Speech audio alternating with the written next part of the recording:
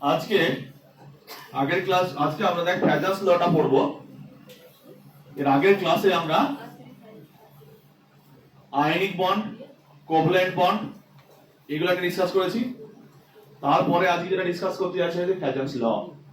এবং এই ফ্যাজাস লটা পড়তে গিয়ে আমরা কিছু কিছু টার্ম আমাদের ডিফাইন করতে হবে। সেই টার্মগুলো এখানে যেমন দেওয়া আছে ধ্রুবায়ন বা পোলারাইজেশন। ধ্রুবায়ন ক্ষমতা মানে পোলারাইজিং পাওয়ার, তারপরে ধ্রুবীয়তা বা পোলারাইজেবিলিটি।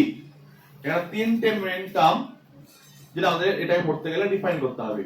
একটা হচ্ছে ধ্রুবায়ন বা পোলারাইজেশন, একটা হচ্ছে ধ্রুবায়ন ক্ষমতা বা পোলারাইজিং পাওয়ার, আর হচ্ছে ধ্রুবীয়তা বা পোলারাইজেবিলিটি। এবার ব্যাপারটা হলো যে ফ্যাজাস লটা কেন পড়তে হচ্ছে আমাদেরকে। আমরা এর আগে যখন পড়ছিলাম তখন দেখলাম আমরা আলাদাভাবে আয়নিক বন্ড পড়লাম, আলাদাভাবে ভাবলাম যে এরা আয়নিক বন্ড, এরা আয়নিক কম্পাউন্ড, এরা কোভ্যালেন্ট কম্পাউন্ড, ডিফারেন্ট। কিন্তু আমরা রিয়ালিটি যখন দেখি একটা কম্পাউন্ডের মধ্যে, রিয়ালিটিতে দেখা যায় একটা কম্পাউন্ডের মধ্যে কখনোই 100% আমরা আয়নিক ক্যারেক্টার দেখতে পাই না, 100% আমরা কোভ্যালেন্ট ক্যারেক্টার দেখতে পাই না। সেখানে দেখা যায় যে কোনো একটা আয়নিক কম্পাউন্ডের মধ্যে কিছু না কিছু পার্সেন্ট কোভ্যালেন্ট ক্যারেক্টার থেকেই যায়। অর্থাৎ একটা আয়নিক কম্পাউন্ডের মধ্যে কোভ্যালেন্ট ক্যারেক্টার কতটা আছে বা তার কোভ্যালেন্সি, অর্থাৎ একটা আয়নিক কম্পাউন্ডের মধ্যে তার কোভ্যালেন্ট ক্যারেক্টার কিভাবে বাড়ানো যেতে পারে, সেই পদ্ধতিটা এখানে আমরা ডিসকাস করব কার মাধ্যমে? ফ্যাজাস ল মাধ্যমে। আজকের ক্লাসের যেটা এম, সেই এমটা হচ্ছে একটা আয়নীয় যৌগের মধ্যে সমযোজী যৌগের চরিত্রের ইনক্রিজ করা। অর্থাৎ একটা আয়নিক কম্পাউন্ডের মধ্যে কোভ্যালেন্ট ক্যারেক্টারকে কিভাবে আমরা ইন্ট্রোডিউস করতে পারি, এটা ছিল আমাদের আজকে, এটা হবে আমাদের আজকের ক্লাসের এম। তো এবার দেখ, এটা যাওয়ার আগে আমি আগে আয়নিক বন্ডের কনসেপ্ট একবার দেখে নিই। শেয়ারিং অফ ইলেকট্রন মানে আমরা কি জানি? Covalent bond. Sharing covalent bond. Transfer of electron মানে আমরা কি জানি? Ionic bond. এই ছিল আমাদের কনসেপ্ট যে এর আলাদা কম্পাউন্ড, এর আলাদা কম্পাউন্ড। যেমন শেয়ার অফ ইলেকট্রন সেটা বলি covalent, transfer of electron ionic bond. এইটাকে আমরা, আমি একটা নাম বলছি, এটাকে বলছি আমি রিলেটিভ টার্ম। রিলেটিভ কথাটা কেন বলছি একটু আগেই বললাম যে যখনই আমরা কোনো কম্পাউন্ডকে নিয়ে অ্যানালিসিস করব তখন দেখতে পাবো সেখানে কোনো কম্পাউন্ডে 100% আয়নিক ক্যারেক্টার নেই, 100% কোভ্যালেন্ট ক্যারেক্টার নাই। তাহলে এটা কি 100% কোভ্যালেন্ট ক্যারেক্টার পাবো না কোনো কম্পাউন্ডের মধ্যে? কোনো কম্পাউন্ডের মধ্যে 100% আয়নিক ক্যারেক্টার পাবো না। এই টার্মটা কি হয়ে গেল? Relative term. রিলেটিভ টার্ম মানে রেফারেন্স, যে কম্পারিজন, যে একটা রেসপেক্টে আর একটার আয়নিক ক্যারেক্টার কতটা বেশি। যদি একটা কম্পাউন্ডের মধ্যে পার্সেন্টেজ অফ আয়নিক ক্যারেক্টার বেশি হয় সেই কম্পাউন্ডকে কি বলবো? Ionic compound.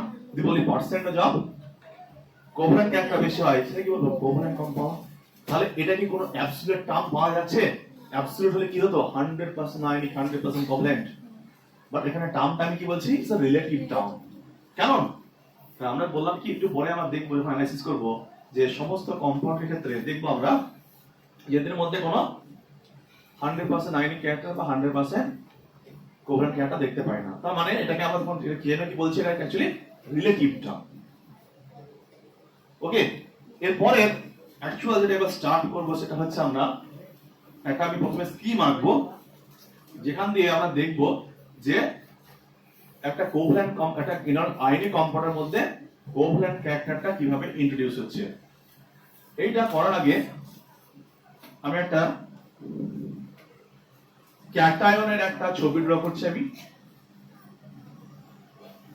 এটা হচ্ছে ক্যাটায়ন,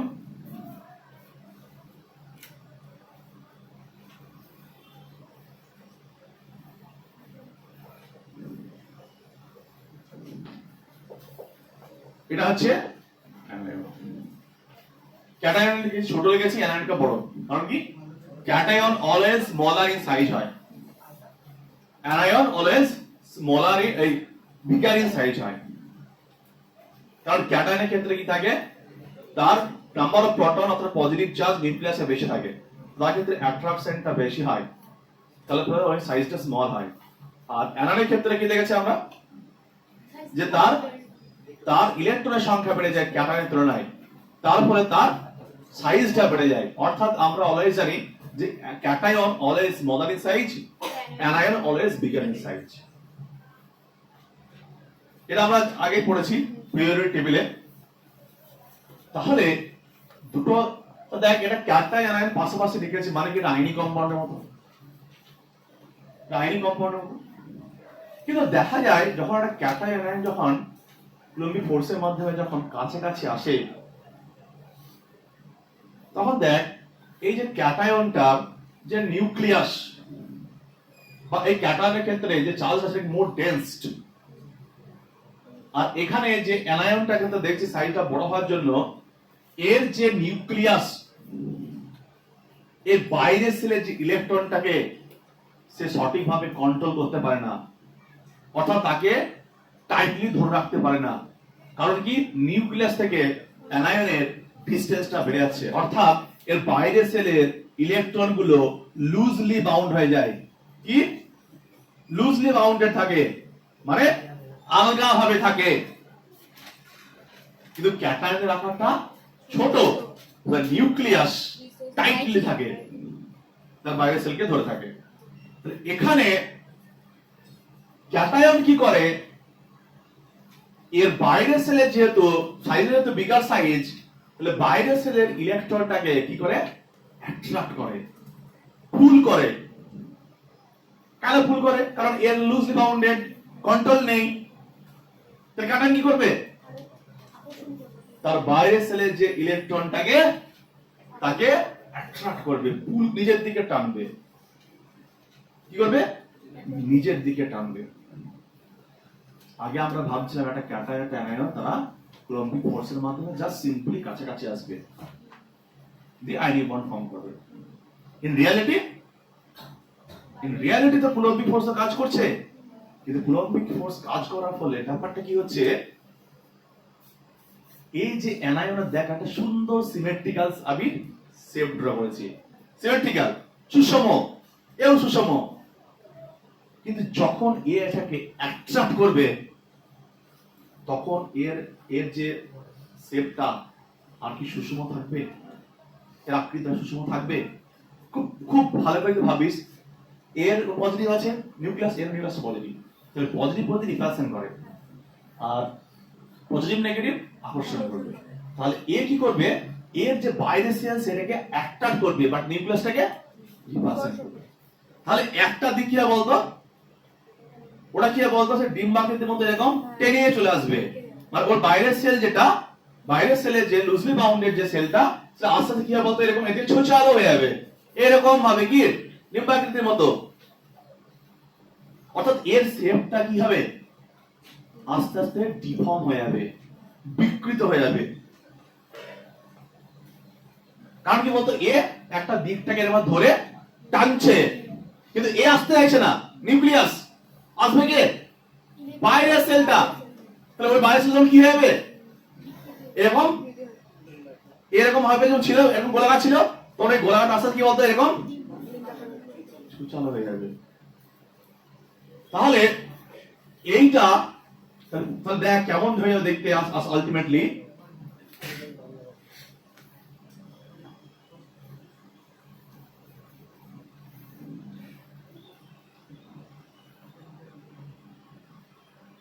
ওকে, ये देख अल्टीमेटली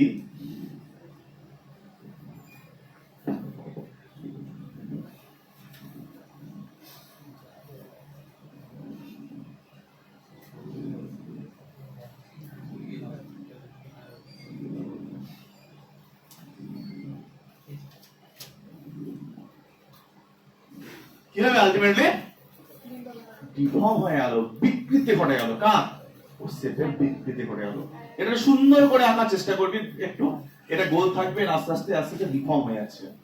তাহলে এখানকার যে ক্যাটায়ন, সেই ক্যাটায়ন তার অ্যাট্রাকশনের ফলে তার কি করলো, অ্যানায়নের যে বাইরের সেলটাকে অ্যাট্রাক্ট করছে, অর্থাৎ পজিটিভ চার্জটা। তুই ভালো করে ভাবিস, জাস্ট ফর এক্সাম্পল Na+, তো Na+ এর দেখ পুরোটা কিন্তু পজিটিভ চার্জ, কারণ কি তার বাইরের সেলে আর কোনো ইলেকট্রন নেই, ভিতরটা কি পুরো প্যাকড হয়ে আছে। ওই ওই ইলেকট্রনগুলো কাজে সবসময় কিন্তু ভিতরে ইনারটা আছে পুরোপুরি কি পজিটিভ চার্জ হয়ে আছে।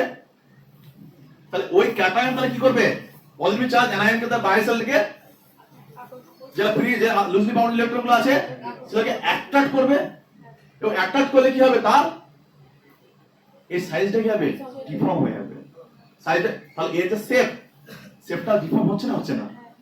তাহলে এখানে একজন কি করছে বলতো, একজন একজনকে তার অ্যাট্রাকশন পাওয়ার মাধ্যমে টানছে, আর একজনের কি হয়েছে, ডিফর্ম হয়ে যাচ্ছে। ছবিটা বুঝতে পারলাম? তাহলে এই ছবিতে দেখলাম একজন ক্যাটায়ন অ্যানায়নকে অ্যাট্রাকশন করছে, অ্যাট্রাকশন করার ফলে অ্যানায়নের আকৃতির বিকৃতি ঘটে যাচ্ছে, অ্যানায়নের আকৃতির বিকৃতি ঘটে যাচ্ছে। এটা বুঝতে পারলাম? তাহলে এটা এটা কি হয়, ইন রিয়ালিটি এটা হয়। তো আমাদের তখন থট ছিল ক্যাটায়ন অ্যানায়ন জাস্ট অ্যাট্রাকশনের মাধ্যমে তাদের যে পার্টিকুলার শেপ গোল বা যেমন ভাবছিলি কাছাকাছি আসবে, এসে তারা অ্যাট্রাকশনের মাধ্যমে পাশাপাশি থাকবে। বাট ইন রিয়ালিটিটা অন্যরকম। রিয়ালিটি কি, রিলেট হচ্ছে বাইরের সেলে ইলেকট্রনটা পোলারাইজ হচ্ছে কার দিকে, ক্যাটায়নের দিকে। এরকম ইন আলটিমেটলি কি হচ্ছে ছবিটা, পিকচারটা, আলটিমেট পিকচারটা কি এরকম ফর্মে। তো এইবার দেখ আমরা এই টার্মটাকে এবার ডিফাইন করব, এই টার্মগুলোকে। প্রথমে দেখ এই টার্মটাকে আমরা ডিফাইন করব। প্রথম যে টার্ম, সেই টার্মটা হচ্ছে ধ্রুবায়ন ক্ষমতা বা পোলারাইজেশন পাওয়ার। এটা মানেটা কি, ধ্রুবায়ন ক্ষমতা বা পোলারাইজিং পাওয়ার।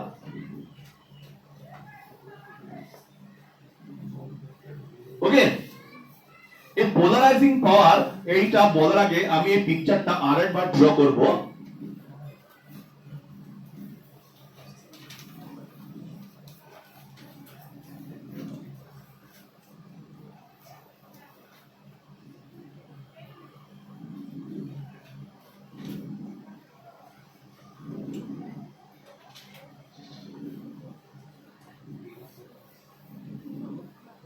ওকে, এবার দেখ পোলারাইজিং পাওয়ার কথাটার মানে কি।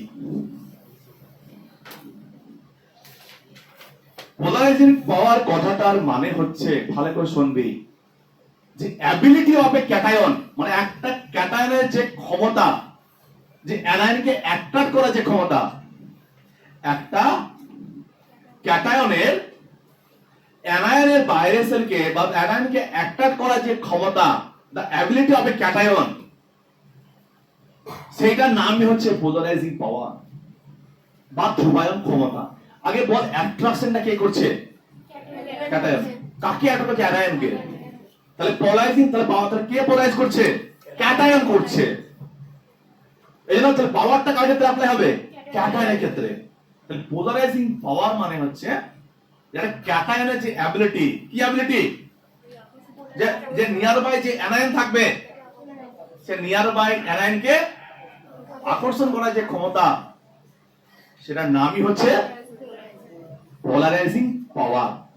তাহলে আমি এইটার ক্ষেত্রে লিখতে পারি পোলারাইজিং পাওয়ার বা ধ্রুবায়ন ক্ষমতা।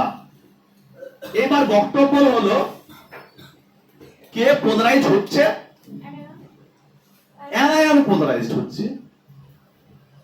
তাহলে পোলারাইজটা হচ্ছে কে, অ্যানায়ন। মানে কে তার শেপটা বিকৃতি হচ্ছে, অ্যানায়ন। যদি অ্যানায়নের পোলারাইজ হচ্ছে, সেজন্য অ্যানায়ন ক্ষেত্রে যে টার্মটা আমরা লিখবো সেটা হচ্ছে পোলারাইজেবিলিটি বা ধ্রুবীয়তা।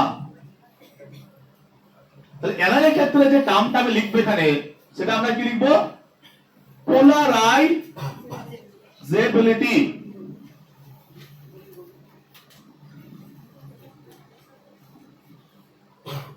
বা ধ্রুবীয়তা।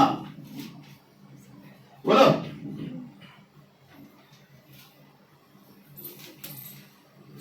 অ্যানায়নের ক্ষেত্রে কি বললাম? অ্যানায়নের ক্ষেত্রে পোলারাইজিং পাওয়ার, আর অ্যানায়নের ক্ষেত্রে কি বললাম? ধ্রুবীয়তা বা পোলারাইজেবিলিটি। এই যে পোলারাইজিং পাওয়ার আর এই পোলারাইজেবিলিটির ফলে তারা কি হলো, একটা ক্যাটায়ন এবং একটা অ্যানায়নের মধ্যে যে ঘটনাটা ঘটলো, ঘটনাটা কি, যে তার শেপের বিকৃতি এটা ঘটলো, সেইটাকে আমরা কি বলবো? পোলারাইজেশন। কি বলবো?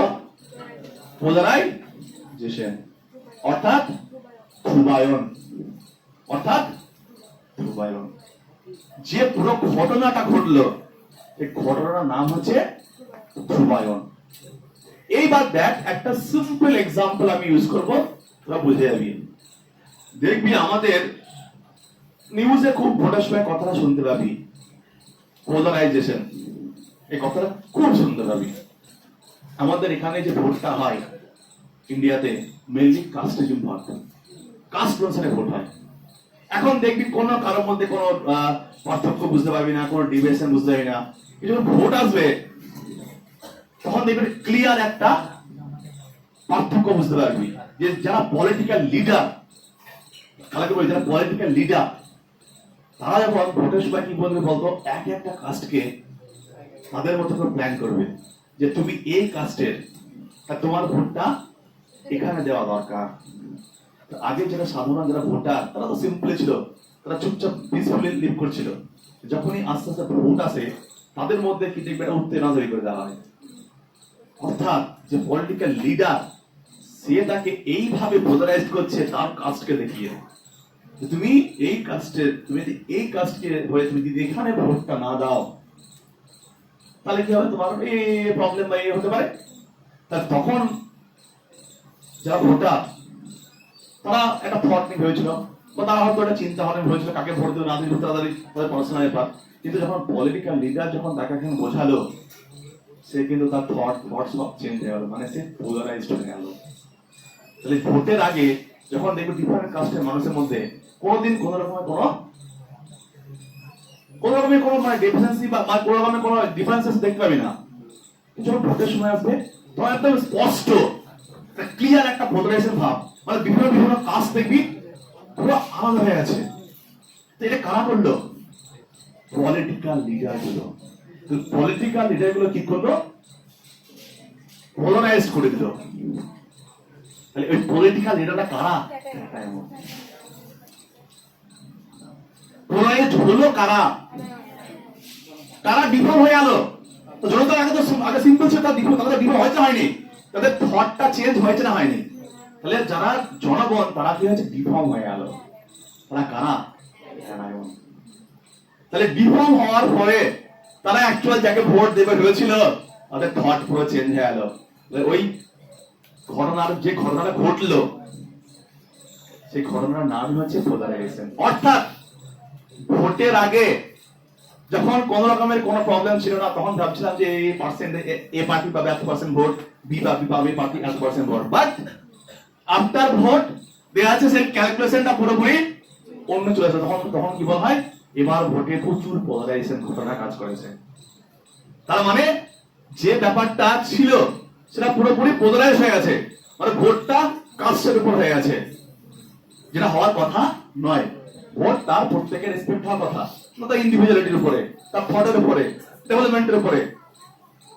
কিন্তু আমাদের ইন্ডিয়াতে মেইনলি কি হয়, পোলারাইজেশন হয়। ভোটের ঠিক আগে এসে কি হবে, পোলারাইজেশন ফ্যাক্টর কাজ করবে। এবং এই টার্মটা, পোলারাইজেশন টার্মটা টিভি খুললেই এবার বুঝতে পারবি যে পোলারাইজেশন টার্মটা বারবার উচ্চারণ করছে যারা অ্যাঙ্কার। তাহলে পোলারাইজেশন ব্যাপারটা কি, যে ঘটনাটা ঘটে গেল সেটাই হচ্ছে পোলারাইজেশন। তাহলে এখানেও ধ্রুবায়ন মানে কোনটা, যে ঘটনাটা ঘটে গেল, যে এর দেখ, এর যে ইলেকট্রনটা কোন দিকে চলে বলতো, এর আস্তে আস্তে ভিতর দিকে চলে যাচ্ছে, ঢুকে আছে ভিতর দিকে।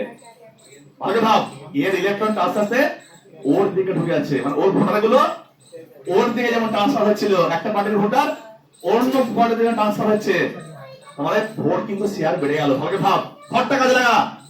আগে যেমন ছিল পোলারাইজেশন, আগে তাহলে যে একটা পার্টি যখন পোলারাইজ করে ফেললো তার পার্সেন্টেজ অফ ভোট কি হবে, বেড়ে যাবে। তাহলে এর কি ছিল, পলিটিক্যাল লিডারটা, এর ছিল পলিটিক্যাল লিডারটা, এ কি হলো, সাধারণ মানুষকে পোলারাইজ করে দিল। পোলারাইজ করে দিলে মানে কি বলতো, এর ইলেকট্রন গুলো আস্তে আস্তে এর সঙ্গে শেয়ার হয়ে যাচ্ছে, আস্তে আস্তে এর সাথে শেয়ার হয়ে যাচ্ছে। কিন্তু আইনিক বন্ডে তো শেয়ারিং এর কনসেপ্ট ছিল না, ছিল কি?